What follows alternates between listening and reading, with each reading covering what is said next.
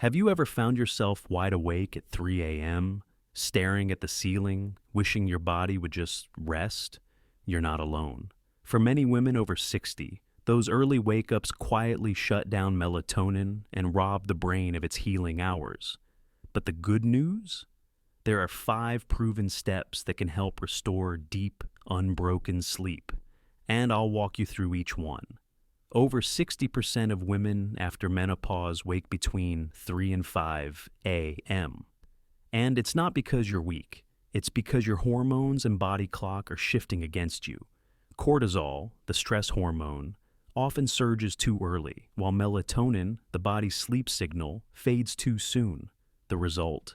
Nights that feel fragile and mornings that feel heavy. But research now shows there are safe, practical fixes that can reset this pattern, and together we'll explore 5 of the most effective. 1. Morning light therapy. Have you ever noticed how the sun feels different in the early morning? It's softer, yet somehow more alive.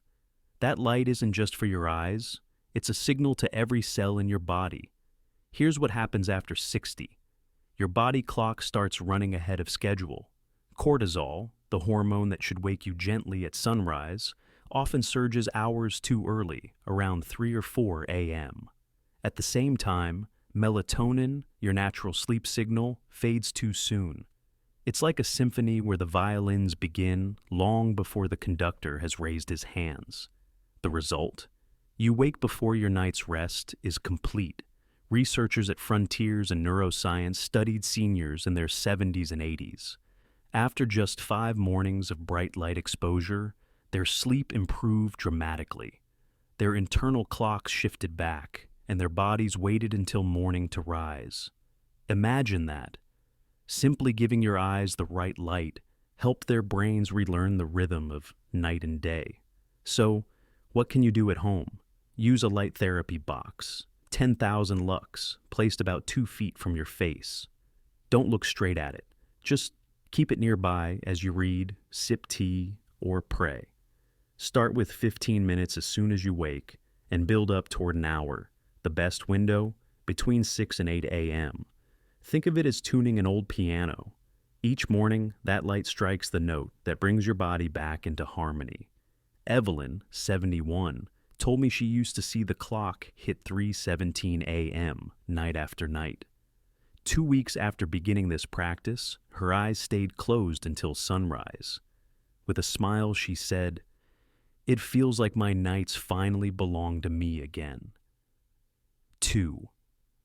Sleep restriction therapy, senior modified.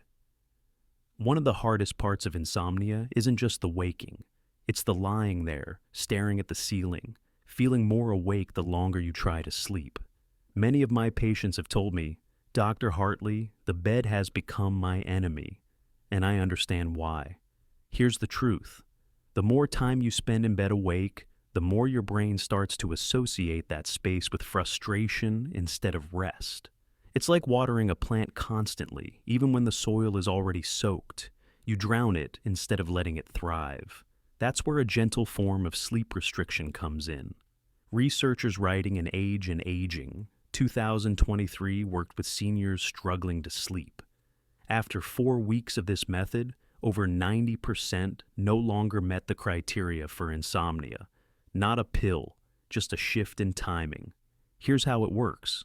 If you normally spend 8 hours in bed but only sleep 6, you cut back your time in bed to 6.5.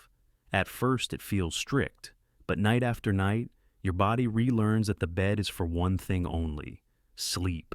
When your sleep efficiency hits 85% or more, you gradually add back 15 minutes, never less than 5.5 hours, and always with grace. Think of it as training a puppy. You don't scold, you gently guide until the habit forms. Harriet, 68, used to dread bedtime. She said it felt like punishment, lying there wide awake. But when she followed this protocol, her nights slowly stitched back together. After 3 weeks, she told me, "For the first time in years, I woke up and realized I hadn't checked the clock once." Have you ever had that feeling, lying awake, frustrated, watching the red numbers glow back at you? If so, you're not alone. And the next step may surprise you. 3. Melatonin supplementation. If there's one word that comes up again and again in my clinic, it's this: melatonin. Most people think of it as just a sleep pill you buy at the pharmacy. But here's the deeper truth. Melatonin is a hormone your body is supposed to make every night. It's your brain's lullaby. After 60, though, production drops by nearly 50%. That means the music fades before the night is over, leaving you wide awake at 3 or 4 a.m. A 2023 study in the Journal of Pineal Research gave older adults just 5 milligrams of melatonin. The results? They slept 15 minutes longer at night and 30 minutes longer during naps compared to placebo. For someone starved of rest, those extra minutes are golden. They add up to mornings that feel lighter, clearer, more alive. Here's how to do it safely. Choose an immediate release form, not extended release. Take it 30 to 60 minutes before bed, on an empty stomach. 5 milligrams is the sweet spot for most adults over 55, and avoid alcohol within 2 hours. It can block melatonin's effects. Rosa, 66, resisted trying it for years. She thought, if I start, I'll need it forever. But after months of waking at 3 a.m., she gave it a chance. 2 weeks later, she came back to me almost in tears. For the first time in a decade, she said, I slept until the birds woke me, not the clock. Pause for a second. Can you remember the last time you opened your eyes in the morning and realized the night had passed quietly? That's what melatonin can give back. And yet, even with melatonin's help, your body still needs the minerals that calm your nervous system at night. Without them, the brain can keep buzzing long after the lights go out. 4. Magnesium for nervous system. Calm. Even with melatonin on your side, there's another piece of the puzzle. Many women over 60 tell me, Dr. Hartley, I finally fall asleep, but my mind still buzzes like a radio I can't switch off. That's where magnesium comes in. Think of it as the body's natural dimmer switch. Instead of blasting your nervous system with full brightness, magnesium turns the lights down, letting your brain settle into quiet. Here's the biology. Simply put, magnesium helps activate GABA, the calming neurotransmitter. Without enough, your neurons fire like sparks jumping off a frayed wire, restless, jittery, unable to wind down. A systematic review in 2021 found that seniors who took magnesium fell asleep an average of 17 minutes faster and stayed asleep longer. 17 minutes might not sound like much, until you're the one lying awake, begging your eyes to close. So, how do you use it? Aim for 250 to 350 milligrams of magnesium glycinate about an hour before bed.